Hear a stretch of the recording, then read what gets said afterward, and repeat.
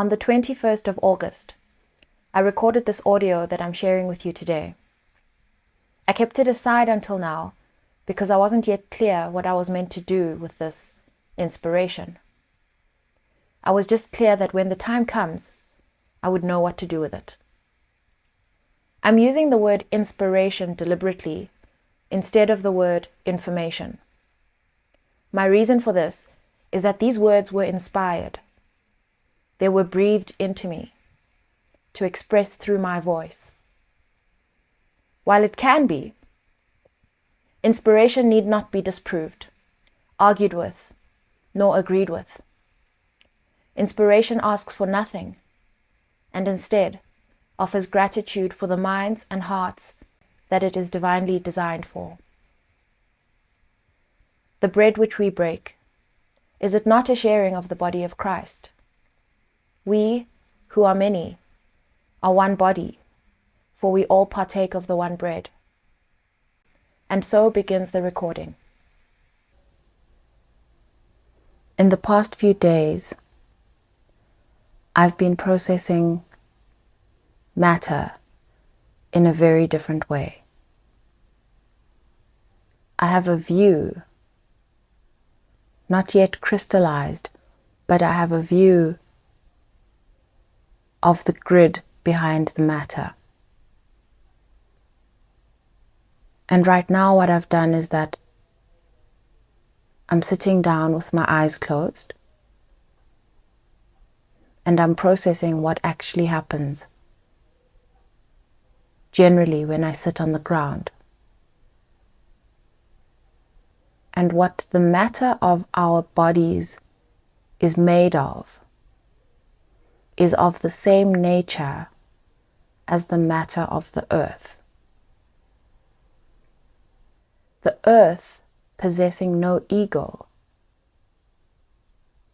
has a natural way of processing the movement of energy through its field without interruption. However, humans, people, man, having dominion over the earth, well, over the nature on the earth, the animals and, dominion. Our ego and our minds have got in the way of the healing of humanity and the natural order that takes place on earth. And this being the ego, what needs to be brought back into order is our minds, is the mind of humanity. And so what that requires is a higher level of awareness from all. For now, from some. Because it's the individual mind that has an influence over other minds. And so as one mind heals, one body heals, one heart heals, one spirit heals. As one mind shares its heart and body and spirit, it influences the next mind. And so when I sit on the ground,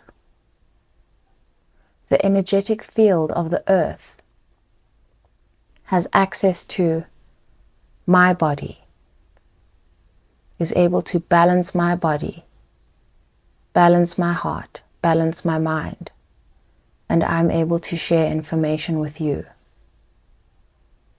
If I can influence you to do the same, you are then influenced to spread this to another. We take on this ripple effect. We are of the earth, and so it is in the earth's interests that we heal. Because we hold each other, the earth holds us, we hold each other, and so if it is in our interests to improve our experience here on earth. It is our hearts that have led us here to this point where we are open to learning how we can do this. And this is one of the hows. It is through grounding.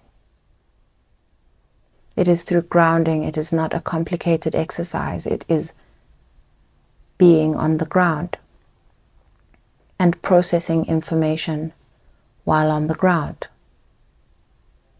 I'm understanding it as the most pure information available at this stage of our development. Because on the ground we are calm, and the information comes in without pressure and interruption. The chakras are balancing out, and the information is expressed through a vibration that is of the earth,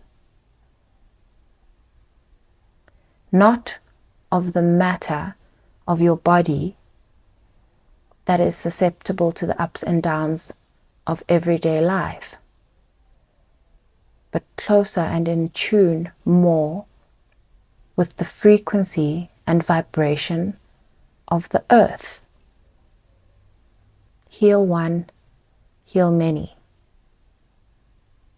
It is because I can perceive this grid behind the matter that I'm able to see that what appears to us as matter is not matter. It does not matter. What matters is what is behind the matter. The real matter is behind the matter. The real matter is the grid. And if one can perceive the grid the way it is, there is no separation. It is horizontal lines, vertical lines, widening, narrowing, with flow, and in a motion, in a flowing motion. I want to say that is tied together, but I'd rather say overlaid. It allows for movement. There is a flux. There is tension. Its resistance varies. There are areas where it's light and there are areas where it's tight. Our perception of it, our ability and our openness to come to grips with it. Many of us work with our hands. If we can begin to touch it with our hearts, we can influence its tension and its ease. What's coming to mind is that we're doing this already. And so if I have a powerful heart, I have the ability to influence this grid and the quantum that moves within the grid. And if I'm light, when I'm breathable and I'm light, I'm able to influence this quantum that moves within the grid. I see this grid as air, vacuum. Not air, it's not vacuum, it's space. And I see the grid, the lines, it's like clear lines, as if like a sieve, you know, the wires on a sieve, but extra fine. I see that grid as being a measure. And so as it widens, it tells you how much of the matter can move through it at a time. And as the grid tightens, less matter is able to move through it. I can touch it. If we can perceive this grid, we can work with this grid. If we can perceive our responsibility, we can shift the earth. We have asked to become one with the earth, and the earth says yes. And the earth has made way for us to perceive it in another way,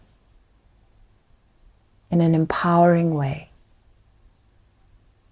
in a way that allows us to recognize how much of an influence we have on its state. More and more lately, I'm thinking about Noah's Ark. It's as if there are many of us Noahs.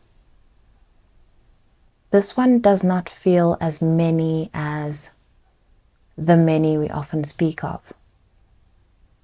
It feels like a highly particular many.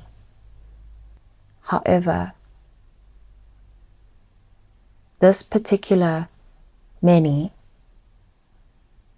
has already got an audience that they are able to influence.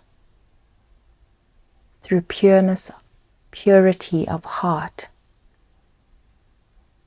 and through their vibration, the frequency, the wavelength that they sit on allows them to understand many, and the wavelength that they sit on, exist on, allows others to hear them as though they are hearing themselves. It's a wavelength of similarity and likeness, akin. What's most important to understand here is that it's about a ripple effect. Heal one, heal many. We are being healed through the ability to receive information, attained through our own humility, which inherently is what has made room for us to be able to receive this. And it's our humility that exposes the open heart which allows the frequency and the vibration to resonate, be heard and be felt. And this is why this phase of the journey has felt so difficult to grasp and surrender to. Because in the repetitive cycle that we've been in the busyness, it's very difficult for us to surrender, to stop, and to listen and follow such an intricate, soul-demanding, and radical concept. One that says, in your individuality, you can save humanity. This movement does not require you to shout from the rooftops. This movement asks that you allow yourself to be moved. It asks you to rest. It asks you to set aside things that you already know need to be set aside. It asks you to embrace not knowing. It asks you to make less of an effort than not knowing has ever asked you to make. It is less effort. And what you need to see here is that it's the profound depth of what you're receiving that is intimidating. Not surrender. Not knowing. Not fear. It is the size of what is going to be received. It is the size of what you are receiving that is intimidating you. You've mastered surrender. You've mastered your faith.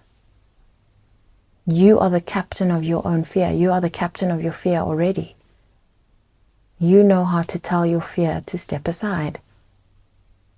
You've learned to recognize it. But this is what we're making room for. I don't believe anybody has ever grasped the concept of one person changing the world. But it's the ripple effect. And I'm sharing these words knowing that I will need to come back and listen to them again, hear them myself, from myself. But it will be such a different experience knowing that I am not moving forward by myself. If hearing this lands on one other person, the ripple effect is already on its way. I'm going to close this one for now.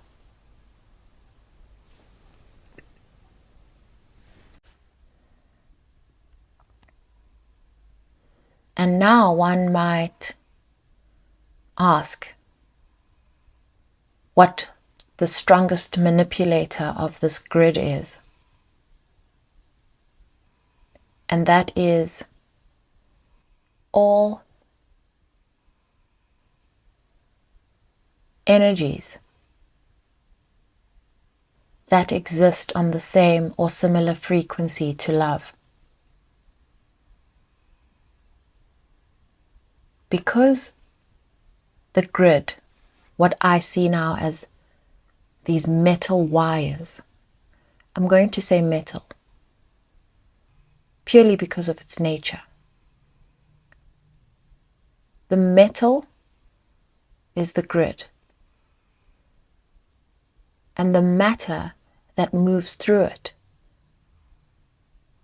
is information. The grid is the structure. The structure changes form to allow for information to move through it, through this fluid matter. Our hearts, being magnets, are able to manipulate this grid of metal.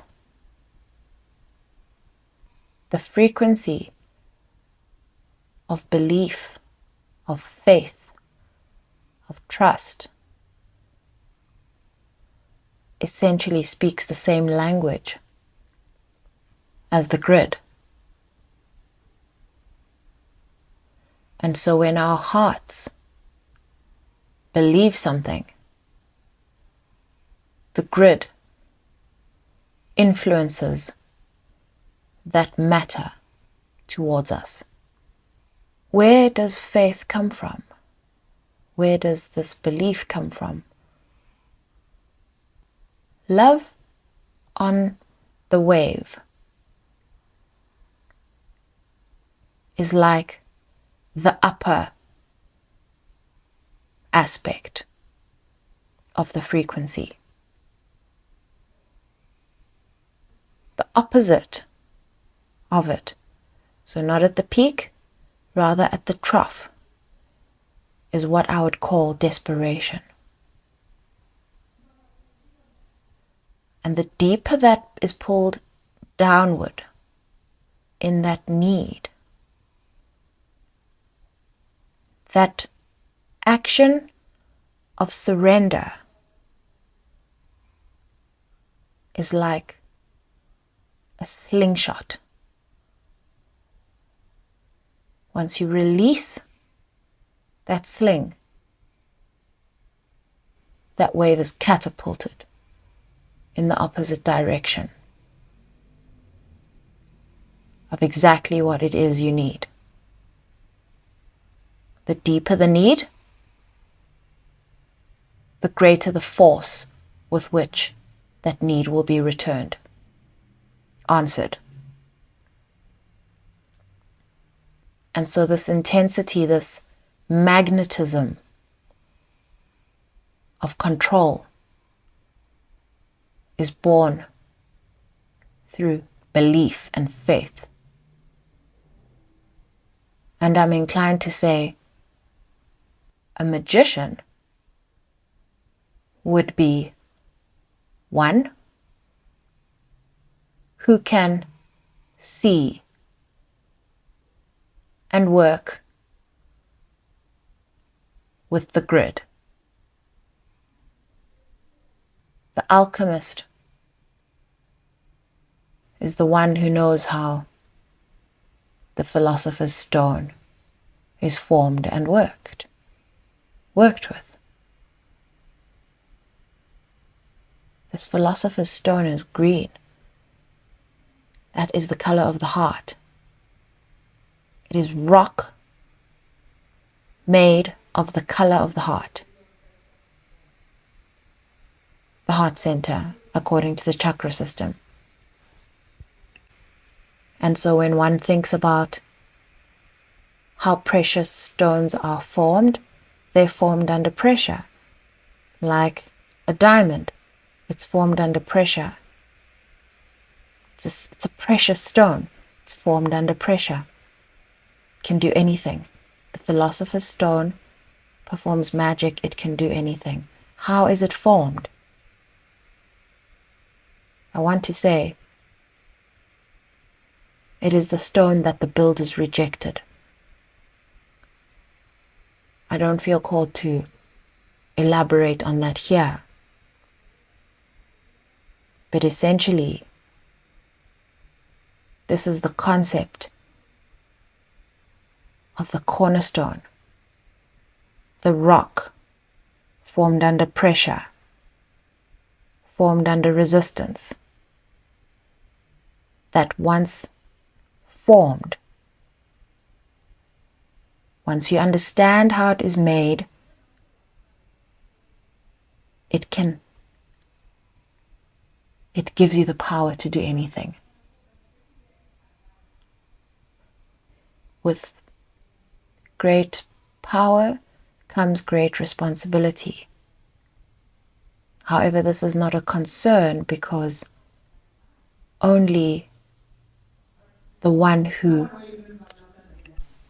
knows how it was formed can use it, knows how to perform the tasks it requires. It's a jewel known to its creator.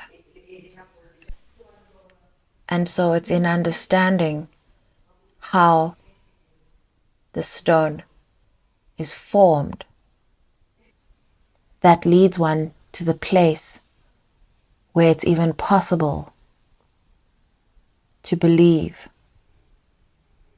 to this extent, to believe what is possible. If one has the humility to surrender to the explanation offered beyond understanding. When one is open to understanding beyond what one has been taught, one can learn something new.